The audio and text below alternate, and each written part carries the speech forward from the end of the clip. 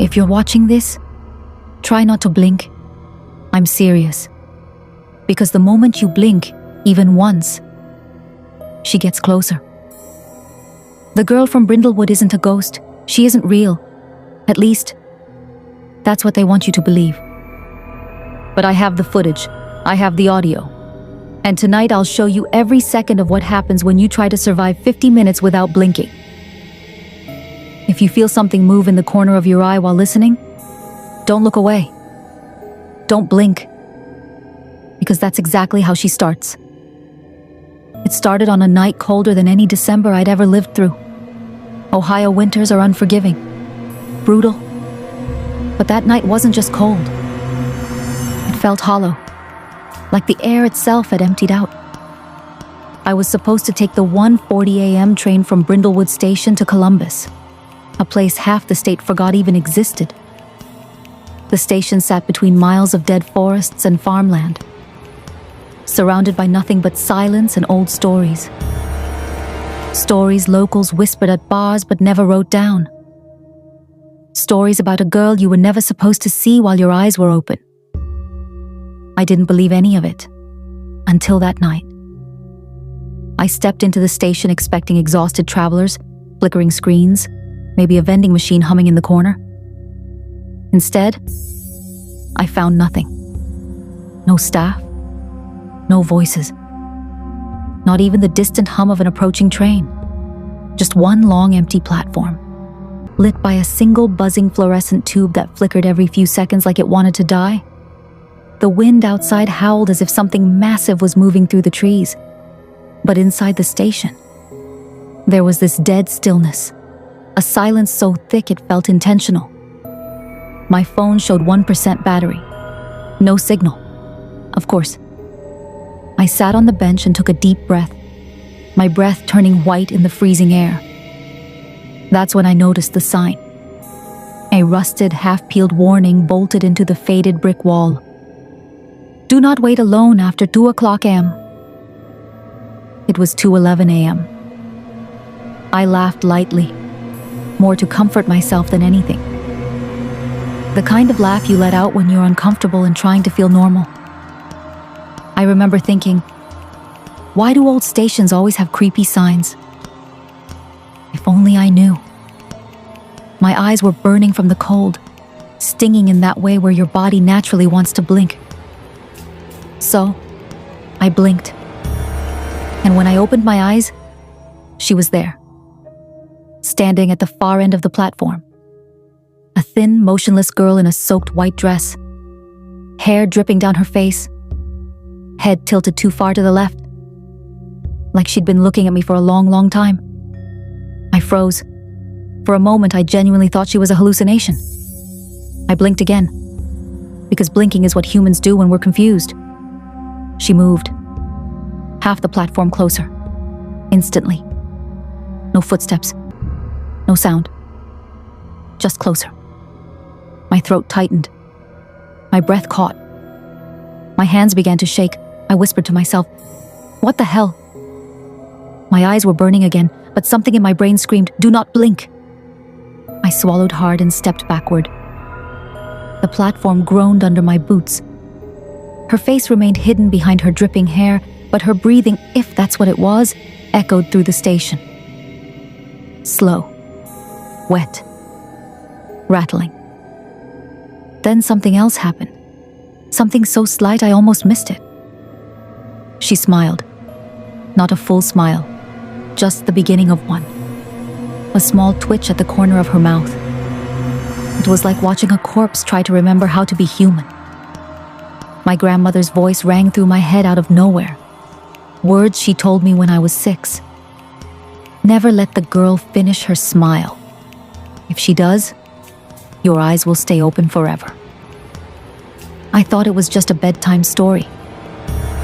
But hearing those words again, with this thing smiling in front of me, it didn't feel like a story anymore. My eyes were stinging so badly I had tears forming.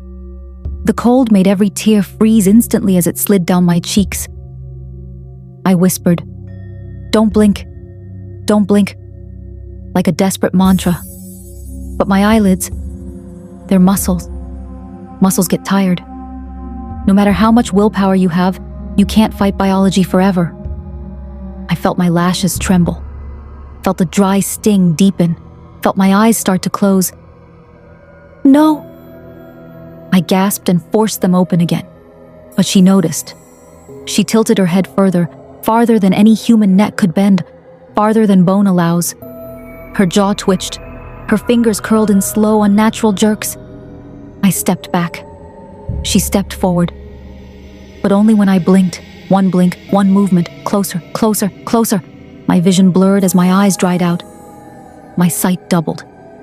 My head throbbed from the pressure. And then it happened. My body gave in. I blinked. A single helpless blink. When my eyes opened, she was right in front of me. Inches away. Her breath hit my face, cold and damp. Her hair brushed my cheek. I could hear the chilling wet sound of water dripping from her jaw. Her eyes were white, not rolled back, white, milky, empty, except for the hatred in them. Her smile widened, almost complete. I stumbled backwards so fast I fell onto the frozen concrete. My palms scraped raw against the ground. I pushed myself up, gasping, and looked around for an exit. Any exit. The doors behind me slammed shut on their own. I ran to them, pulled, kicked, hit the glass. Nothing moved. Behind me, soft footsteps tapped on the concrete. But when I turned around, she wasn't walking. She was gliding, barely touching the ground. Her head lowered, her jaw hanging open far too wide. I blinked again. Couldn't help it. She was now crawling. Her limbs bent the wrong way, her elbows snapping like brittle sticks, her knees scraping the floor. Her mouth widened further, stretching in a way skin shouldn't stretch, like her jaw was trying to split. I screamed and threw myself toward the maintenance hallway. It wasn't locked. I slammed the door shut and pushed a wooden crate against it, then another and another. Something heavy slammed against the other side, but she didn't break the door. She didn't need to, because every few seconds I had to blink, and every blink moved her closer. The hallway light flickered violently. My heartbeat echoed so loudly in my ears it felt like the walls were vibrating. I stumbled deeper inside, my boots crunching over mice bones and old pipes. I reached a storage room, locked it behind me, leaning my entire weight against it. The air inside smelled like rusted metal and mold. I was shaking so hard I thought my bones were rattling. My phone buzzed, 1% battery, screen glitching. A single notification appeared. Do not blink. I swallowed a scream. The lights went out. Complete darkness. No sound, no movement, nothing. Except my own breathing. And then I heard it, right behind my ear. A quiet, wet whisper. Blink. My body froze. My breath stopped. My spine turned to ice. I didn't blink. But I felt something cold touch my shoulder. A bony hand. Fingers sharp enough to pierce skin. I clenched my teeth to stop myself from crying out. Tears blurred my vision again. I blinked. She was now inches from my face. Her smile wide, her jaw split, her eyes bulging.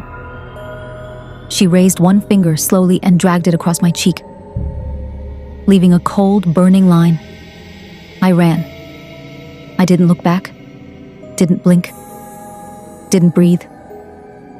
I sprinted through the hallway, slammed into doors, tripped over crates, scraped my legs against rusted metal. I reached the platform again. She was already there, standing in the center, waiting, smiling. My eyes were burning so bad I could barely see. I couldn't hold them open much longer. She knew. She stepped closer, lifting her hand, reaching for my face. My vision went white. My eyelashes trembled. I blinked, and everything went black. For a moment I thought I died. Then I woke up. Police lights, paramedics, a stretcher, blankets around me, voices yelling, "He's alive! I found him. He's hypothermic."